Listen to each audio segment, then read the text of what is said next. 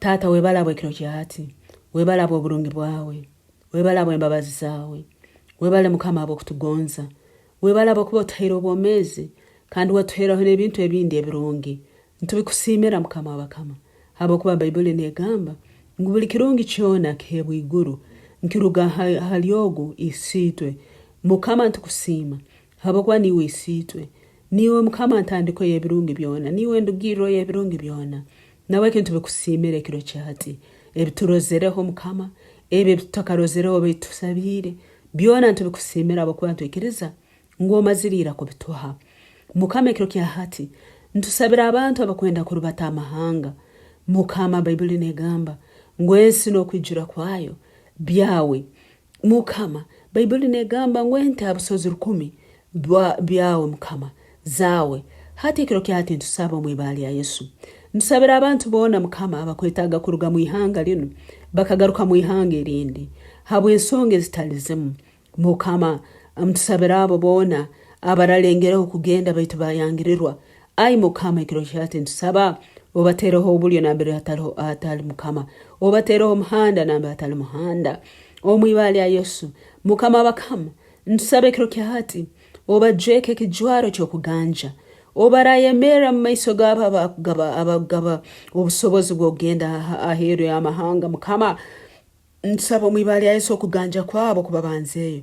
Leka barole okuganja mu maiso gabo abagaba visas, leka barole okuganja mu maiso gabo abakutunga passports. Mukama leka barole okuganja mu maiso gabo abakutwaza ennyonyi. Ai mukama kiro kyati abana bawo batereho obulyo, abaine kiroto ky'okutemba ennyonyi bakagenda mu nsi ezindi, abaine kiroto ky'okugenda bakaikara mu nsi ezindi. Kiro kyati mukama ntusaba obatereho obulyo mwibali ya Yesu habwokuba mukama ntumanyire ngu ebintu bitakakozerwa mu nsi y'omubiri, mu nsi ey'okurorwaho bibanza bikorwa mu mwoyo. Nabwoki obora batera obusobozi iyo obora omuhanda mukama busaho n'omasoggo bayima. Kiro kyati mukama ntusabira entegeka zabo, ntusabira application zabo mukama eza visa, ntusabira application zabo mukama eza passport. Ntusaba okuganja kwawe ai mukama, ntusaba abakwetaga sente ozibahe, sente z'okutambura, ntusaba abakwetaga emirimo ogibahe mukama. Kandi tata ntusabira abo abamazirira kutunga obulyo bw'okugenda baitu mbetaga kuganja mukama. Mukama bahe omugisa mu mirimo yabo, batereho obulyo batunga emirimo era kwese kitinisa, emirimo era basobozesa kutunga obwire bakasaba bakasoma Bayibuli kandi bakasera amaiso gawe mukama. Ntusaba omwibali ya Yesu batatunga emirimo era bafora bayiro rubale. Ai mukama ntusaba betororo bamalayika bawo baraba bagenda ntwangirwe emizimu yebika kugenda nabo omumahanga mashako mwibali ya Yesu. Obunaku mbabuleka mu ihanga lino omwibali ya Yesu. Byone byabarumbire by'omunyanzigwa mbabireka nambere biri omwibali ya Yesu. Tibijagenda nabo omwibali ya Yesu. Byone byasibire sente zabo, byasibire business zabo, byasibire korakorana kwabo. Kiro kyati ntubitera hansi kandi ntubiragera kubarugaho mwibali ya Yesu. Leke esagama ya Yesu ebabaganizeho hali ebintu byone bere basibire omwibali ya Yesu. Leke esagama ya Yesu ebabaganizeho kurugali ebintu byone bere mbibagara nyuma omwibali ya Yesu. Mukama bararubata basibire byona tibajja kurubata nabyo omwibali ya Yesu. Mukama baratembe ennyonyi ebyali balemeseze byona tibijagenda nabo omwibali ya Yesu. Omwoyo arukwera bahe entandiko empyaka. Ai mukama niyo oruhanganya kuteeka entandiko empyaka, bahe entandiko empyaka mwibali ya Yesu. Bayibuli negamba murole ninkore ekintu ekishaka bunu tumulikirora. Mukama ntusaba barole ebintu ebishaka ebyokukora omwibali ya Yesu. Hangaho obulyo nambere butabayire, hangaho omuhanda nambere gutabayire mukama wabakama. Leka barole okuganja mukama, leka batunge emirimo habo okuganja kwawe mukama. Bagenda kusoma leka barabe mukandi babe bamani habo okuganja kwawe.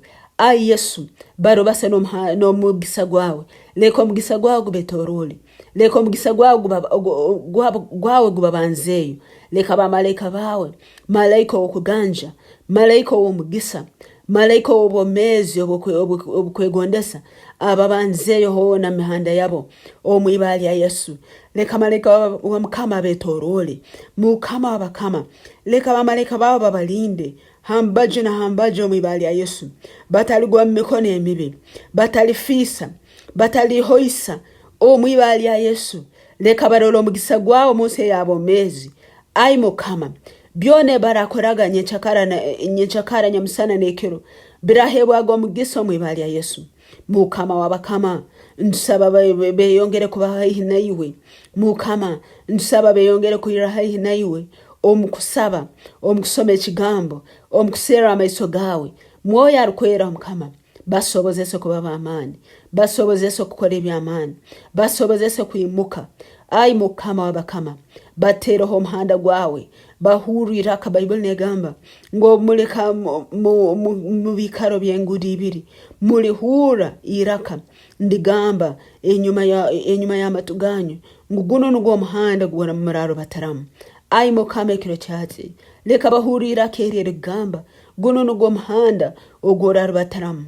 Mukama batereho muhanda Mukama boleko muhanda ogwikire Mukama baho kuganja Mukama bateraniza n'abantu abarabayamba baha abantu abakonyezi Mukama batereho muhanda batunga abakonyezi omwibali ya Yesu.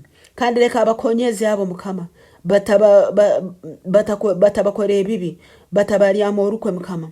Leka abakonyezi abo Mukama batabakore ebintu ebibi baitoleka batunga okuganja. Ai Mukama abakonyezi abo leka babongereyo mu maiso Mukama ntukusima habo kubekiro cyatu noteka umuhanda gwa abantu kurubata Mumahanga gataligamu omwibali ya Yesu.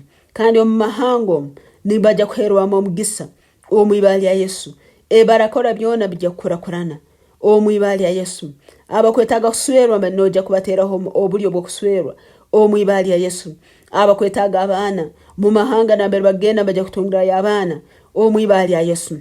Kandi Mukama nokira byona tibaja kwebwa iyo ruhanga wo kujuno kwabo Mukama tibaja kwebwa iyo omugabirizi wabo Mukama tibaja kwebwa iyo obusinge bwabo baho obusinge Mukama baho obusinge byone barakora baho kuganja baho muhimbo mwibali ya Yesu.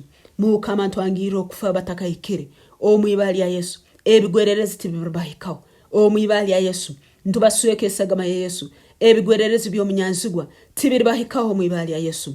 Omwibali ya Yesu mbaja kuomera Bible negamba ngo hagati yanyu owalifa cyali muto alifame aine myaka 10 ekiro kyati ntwikiriza Mukama noja kubomeza emyaka nyingi kandi emyaka y'obusinguzi emyaka y'obugayiga kandi emyaka y'amani omwibali ya Yesu tibali gwansazi.